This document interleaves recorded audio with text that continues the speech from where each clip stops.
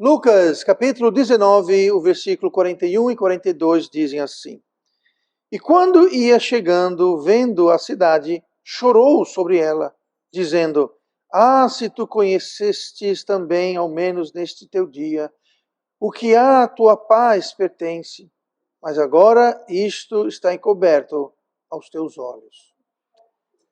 Hoje eu quero falar de um tema que a gente não associa muito com Deus, a gente não imagina prontamente, mas é uma verdade. Eu quero hoje falar sobre as lágrimas de Deus.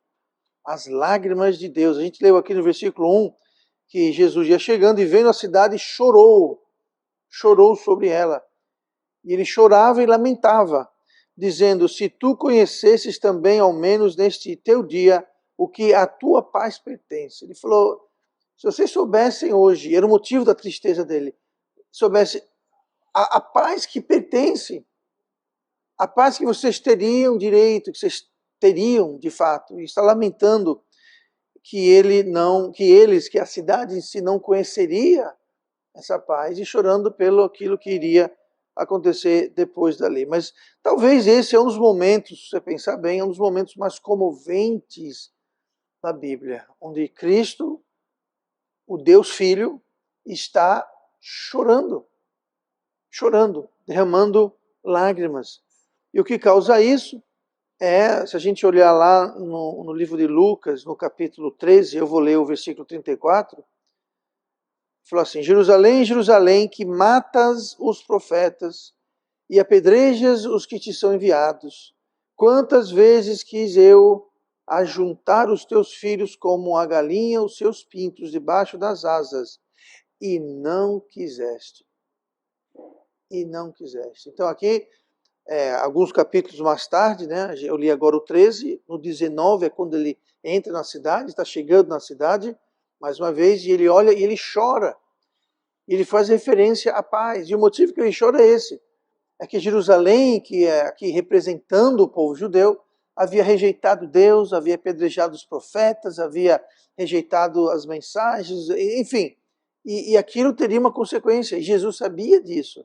Então, ele está aqui chorando, lamentando o que viria adiante. Mas Jesus estava indo ao seu povo, estava indo simbolicamente Jerusalém representando todo o seu povo, ele estava indo e ele sabia que seria rejeitado. Essa é a última vez que Jesus entrou em Jerusalém. Nessa entrada ele seria rejeitado, ele seria preso, julgado, crucificado. Então ele está já na expectativa que eles ainda não queriam. Eles não queriam os profetas que mandaram, foram apedrejados, eles não queriam ouvir o que Deus dizia, e isso persistia ao ponto de saber que iriam rejeitar o próprio Messias. Tão esperado Messias iria também ser rejeitado. Ele chora por isso. Ele chora por isso. Então, ele sabia o resultado. Ele sabia o que sobreviria a Jerusalém. E realmente Jerusalém foi destruída por um grande massacre das pessoas, não só em Jerusalém, mas de todo o povo judeu, mas Jerusalém era o foco. Então eu quero hoje falar sobre essas lágrimas. Que lágrimas são essas que Deus derrama? As lágrimas de Deus. Vamos para o versículo 22 que eu li agora há pouco, de Lucas 19, e diz assim: dizendo: Ah, se tu conhecesses também, ao menos neste teu dia, o que à tua paz pertence, mas agora isto está encoberto aos teus olhos. Deus derrama lágrimas pelo que poderia ter sido. E Deus derrama lágrimas por nós, muitas vezes, pelo que poderia ter sido em nossas vidas. O que poderia ser, mas não vai ser. Lágrimas derramadas pelo desperdício de vidas, de bênçãos, de oportunidades que poderiam ter sido, que poderiam acontecer, poderíamos ter recebido, mas nós não vamos receber. É uma coisa com Jerusalém. Ele falou: Jerusalém, vocês têm um grande potencial de receber grande paz. Tá? Inclusive, a palavra Salém quer dizer paz. Jerusalém tem no seu nome paz. É para ser uma cidade de paz. uma fonte de paz. Então ele falou, vocês não sabem ao que pertence a tua paz. O quanto de paz vocês poderiam ter tido, mas não vão ter. Não estão tendo e não vão ter, mas poderiam. Então ele derrama. Ah, se tu conhecesses. Por quê? Porque eles não conhecem. Jerusalém não era, nessa época que nós lemos aqui, e nem por muito tempo, não havia tido paz em Jerusalém, havia séculos.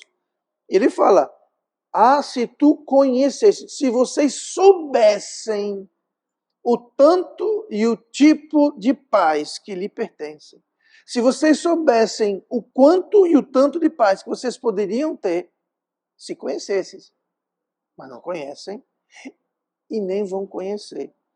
Você lê o jornal, lê o noticiário de uma cidade que está sempre no noticiário e nunca é coisa boa. Jerusalém. É Israel, Jerusalém. Falta-lhes o quê? Até hoje, paz. Eles não têm paz. Vira e mexe, é guerra para cá, invade para lá, e uma coisa ou outra, sendo atacados, agredidos, criticados. Sabe o que é isso? É falta de paz. Mas não era para ser assim. Eles não vão conhecer essa paz. E muitas vezes nós temos bênçãos, nós temos muita paz, nós temos muitas oportunidades que poderíamos ter tido, mas nós não vamos ter. E Jesus chora. E Deus chora por oportunidades perdidas, pelo aquilo que poderia ser, mas que não é. A frase que diz, o que a tua paz pertence. O que a tua paz pertence. Isso quer dizer, o que já está incluso, o que já estaria embutido, o que já estaria dentro daquilo que Deus tinha para vocês. Vocês não vão ter. Não vão conhecer. Ele lamenta, ele chora pelo que poderia ter sido, mas nunca será. E a paz de Deus, nós temos aqui em Filipenses 4, versículo 7, que fala sobre a paz de Deus, essa paz que Jerusalém nunca conheceu e não conhece ainda.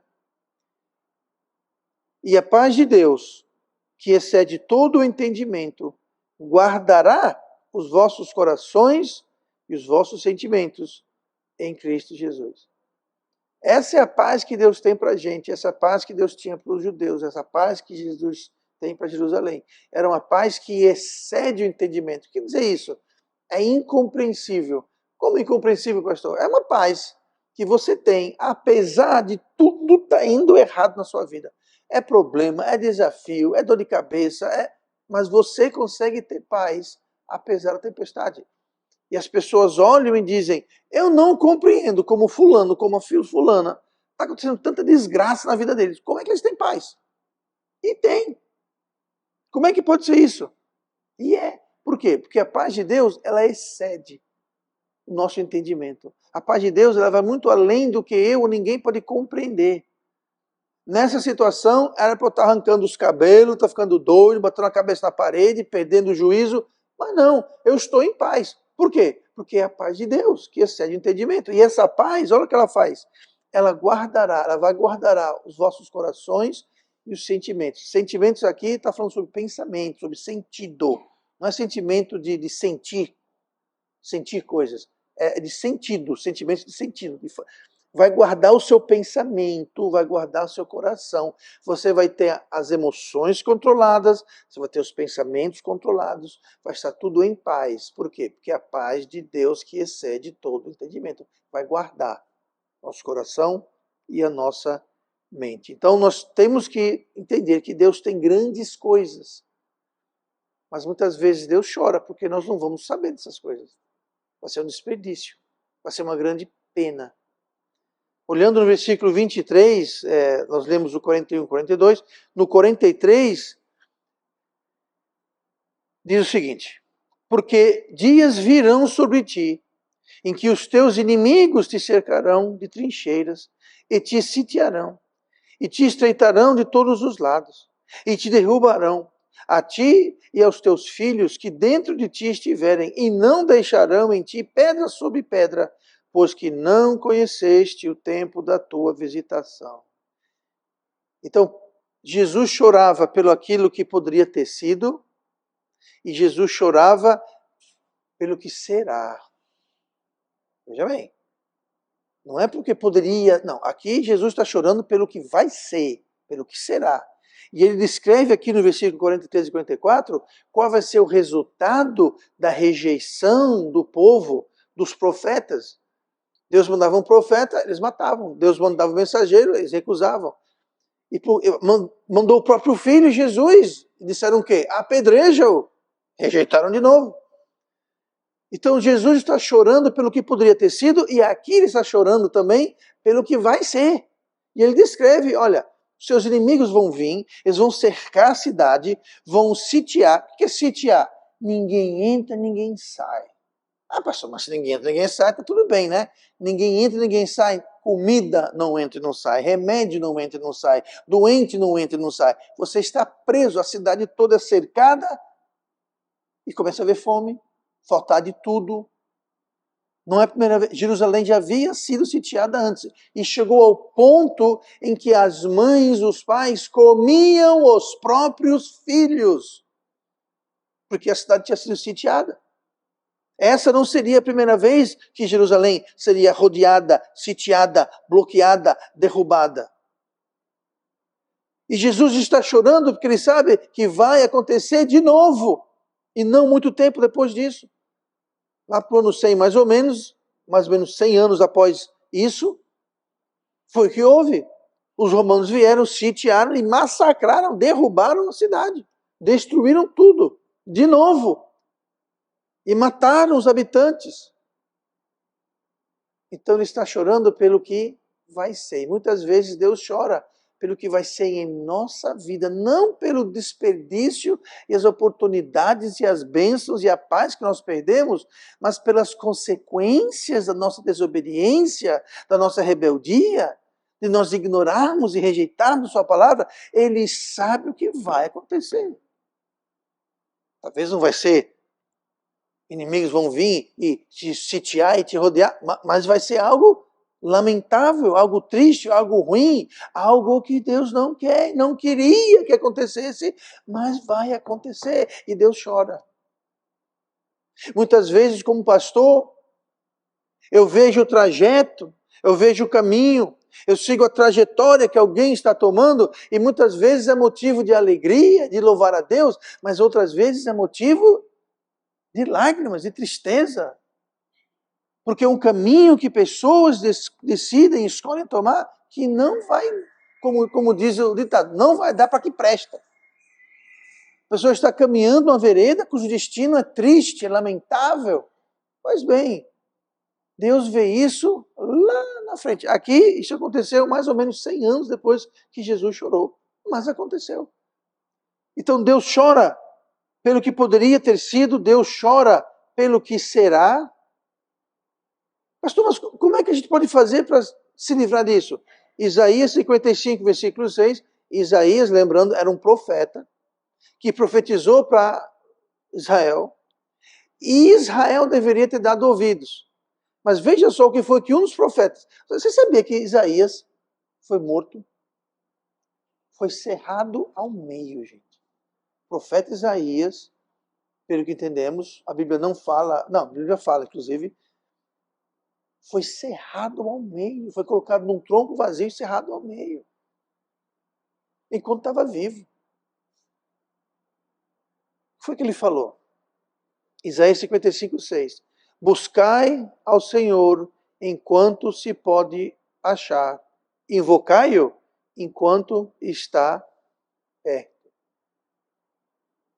Isso nos diz duas coisas. Número 1, enquanto existe um tempo, chega uma hora em nossas vidas em que a gente não pode mais achar Deus. Deus vai se esconder da gente. Deus fala, sabe uma coisa? Agora eu vou deixar vocês. Busque ao Senhor enquanto se pode achar. Por que enquanto? Vai ter uma época, vai ter um dia, vai ter uma hora que não vai dar para achar Deus?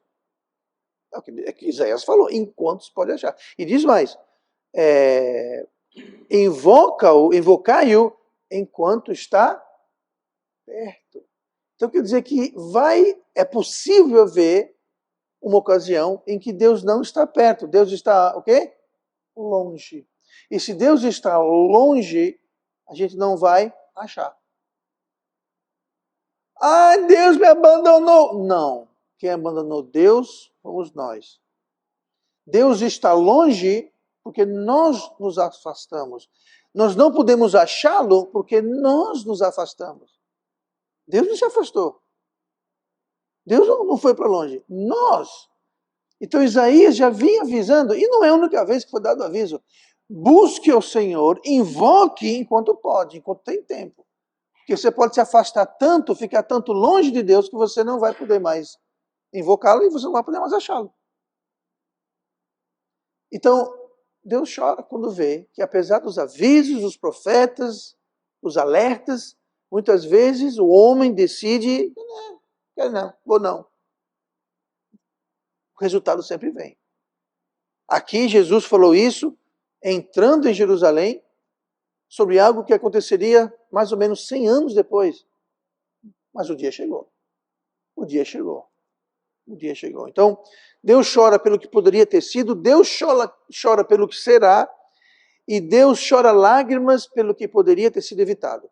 Olha o versículo 45, 46, tudo na sequência de Lucas 19. 45, 46. E entrando no templo, começou a expulsar todos os que nele vendiam e compravam, dizendo-lhes, está escrito, a minha casa é casa de oração, mas vós fizestes dela covil de salteadores. E todos os dias ensinava no templo. Então, lágrimas foram derramadas, sim, pelo que poderia ser, sim, pelo que seria, e sim, pelo que poderia ter sido evitado. Que pena que isso vai acontecer. Não precisava acontecer. Ele aqui, então, a gente vê que Jesus estava tentando ainda remediar a situação. Ele começou que foi o primeiro passo, ele começou. Nós devemos fazer, dar o primeiro passo, como Jesus fez. Ele começou a fazer o quê? A expulsar.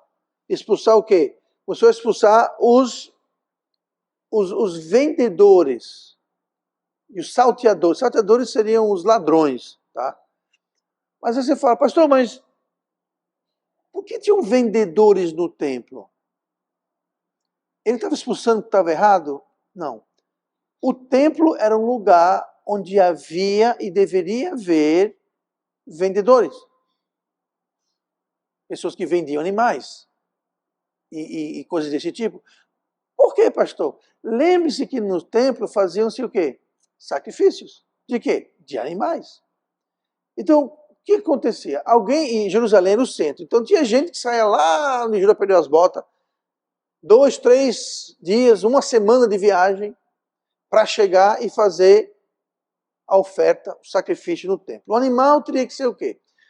Deus deixa bem claro que o sacrifício é para ser para um animal novo, de 1 ano, tinha que ser macho e tinha que ser saudável, gordinho, fofinho. O que acontece se você sai lá, Júlia perdeu as botas, e você viaja dias e dias, semana ou 2, e você vai levando aquele cabritinho, aquele bezerrinho, aquilo que seja, ele vai descansar? Não. Ele vai pastar? Não. Vai beber água? Não. Vai ter uma vida? Não, está viajando. Ele vai chegar em Jerusalém como? O animalzinho. Vai chegar assim, ó. Todo acabado. Magro, com sede. Não vai estar saudável. Então o que você fazia? Você ou vendia o seu bezerro lá e trazia o dinheiro, ou você pegava dinheiro, ia até Jerusalém, sem animal nenhum, ia no templo e fazia o quê? Comprava o seu bezerro, a sua ovelha, o seu cordeiro, enfim, o que você fosse oferecer, você comprava lá e fazia. Fazia parte e era normal e correto. O problema é que eles estavam vendendo animais mais caros e animais que não eram machos, não eram de 1 ano e não estavam saudáveis. Estavam, portanto, forçando as pessoas a oferecer sacrifícios impróprios. Estavam roubando as pessoas. Por isso que ele expulsou. Outra coisa, no templo, o templo tinha uma moeda própria. Não era a moeda que se usava, porque o dinheiro romano era usado porque era um país que estava sendo ocupado pelos romanos. Então o templo tinha uma moeda própria. E para fazer oferta no templo, você tinha que fazer oferta com a moeda do templo. Tá? É como, por exemplo, aqui no Brasil, usar real lá fora, né? Agora, aqui na igreja, só vai ser aceito pastorais. Pronto, a moeda tem reais?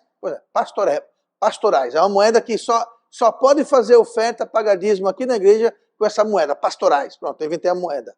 Mas, pastor, onde é que a gente vai conseguir essa moeda? Eu já sei, eu falo aqui com o irmão vai lhe vender pastorais por reais. Só que assim, em vez de ser um por um, ele vai vender, não, você me dá R$ 2 para receber um pastoral. Você está me roubando. Só ele vende. O que é isso? É roubo. Era o que estava acontecendo no templo. Eles estavam vendendo animais que às vezes nem eram machos, nem eram de um ano de idade, não estavam saudáveis, estavam vendendo a moeda do templo acima do preço, estavam roubando. Jesus foi lá e fez o quê? Botou tudo para correr, derrubou tudo. Por isso. Ele falou, fizeram isso um covil de salteadores, um covil de ladrão. O problema não é que estavam vendendo, estavam roubando. Estavam sendo desonestos, esse que era o problema. Tá? A troca do dinheiro e a venda dos animais era normal, nada de errado com isso. Mas estavam sendo desonestos. O que foi que ele fez? Ele expulsou. Quer evitar as consequências de rejeitar Deus em nossas vidas? Jesus deu o exemplo. O que você faz? Você começa. Não comece. Amanhã, não comece. Fazendo o quê? Expulsando certas coisas das nossas vidas. Tirando certas coisas das nossas vidas. Tem coisas na minha e na sua vida que de repente não deveriam estar lá. Como aqueles ladrões salteadores que estavam vendendo animais errados e trocando moeda acima do preço de forma errada. O que Jesus fez? Limpou, expulsou. Tem coisas e talvez até pessoas. Tá? Eu não estou falando sobre família, gente, não vai expulsar. Tá? Estou falando de pessoas, amigos, colegas, pessoas que não deveriam fazer parte da nossa vida, porque não estão só atrapalhando, estão só nos puxando para baixo, estão só nos limitando. Tá? Ah, pastor, meu filho, eu não estou falando de família, gente. Estou falando de filho, estou falando de colega, talvez vizinho, amigo, tá? Pessoas que a gente pode e talvez deva dar um. Por quê? Porque não estão ajudando, só estão atrapalhando. Então, o remédio, às vezes, é difícil, mas ele funciona. O remédio é bom. O gosto nem sempre é bom do remédio, mas funciona. Tá? Por último, na sequência aqui, lágrimas que Deus chora lágrimas pelo que poderia ter sido de bom, coisas boas que poderiam ter sido. Deus chora pelas coisas ruins que vão ser, infelizmente. Deus chora pelo que poderia ser evitado. Era só ter expulsado, mas não. E por último, ele chora pela oposição. Pela oposição de nós para com ele. O versículo 47. Mas os principais dos sacerdotes e os escribas e os principais do povo procuravam matá-lo e não achavam meio de o fazer, porque todo o povo pendia para ele, escutando-o. O povo todo ia para ele escutar. Mas quem estava se opondo? Era um sacerdote do templo, os principais, ou seja, os governantes, os políticos, queriam o quê? Matá-lo. Matá-lo. Aqui Jesus está chorando também pela posição que ele teria. O triste é que aqui são sacerdotes e escribas. É o povo religioso, gente. O povo do templo, sacerdotes, escribas, as pessoas do templo estavam querendo matar Jesus. Os principais do povo falam os líderes, os vereadores, os deputados, os prefeitos. Esse pessoal também queria o fim dele. Por quê? Oposição. Estavam se opondo. Existe coisa mais triste você querer ajudar alguém e a pessoa, quero não.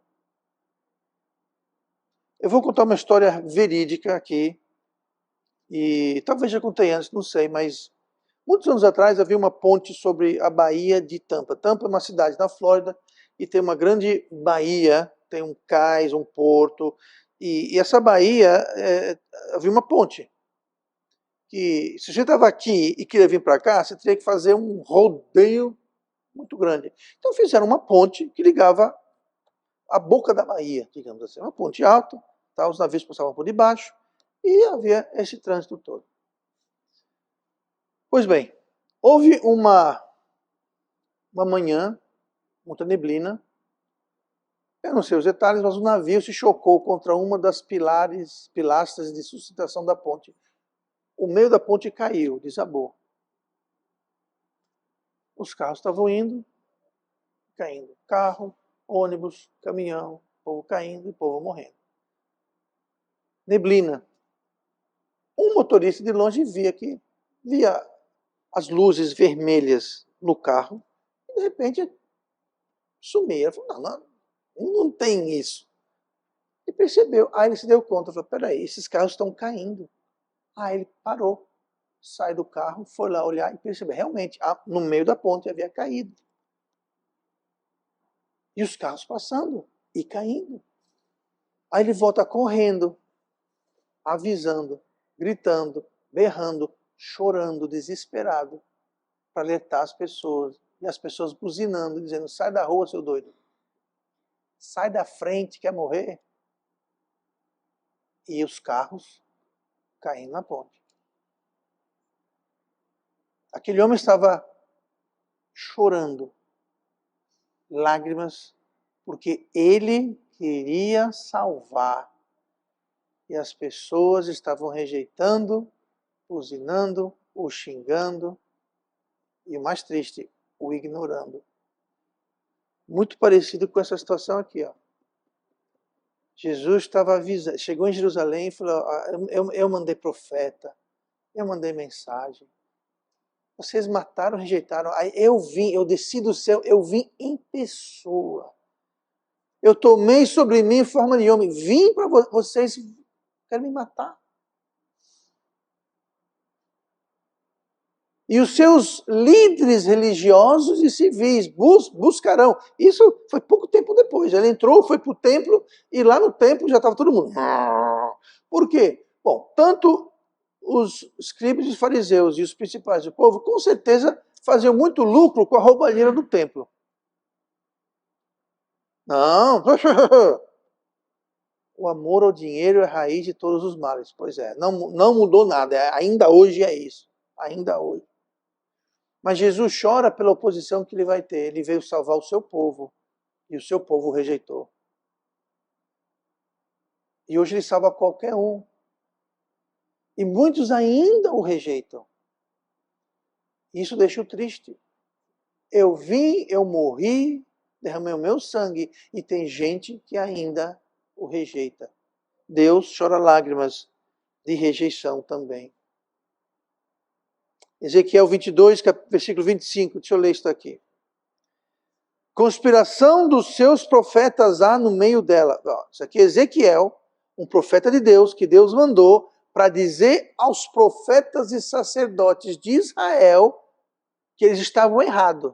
Veja bem, ele mandou um profeta de verdade para falar para os profetas que não estavam sendo muito de verdade. Olha o que ele fala aqui, Ezequiel 22, 25. Conspiração dos seus profetas há no meio dela.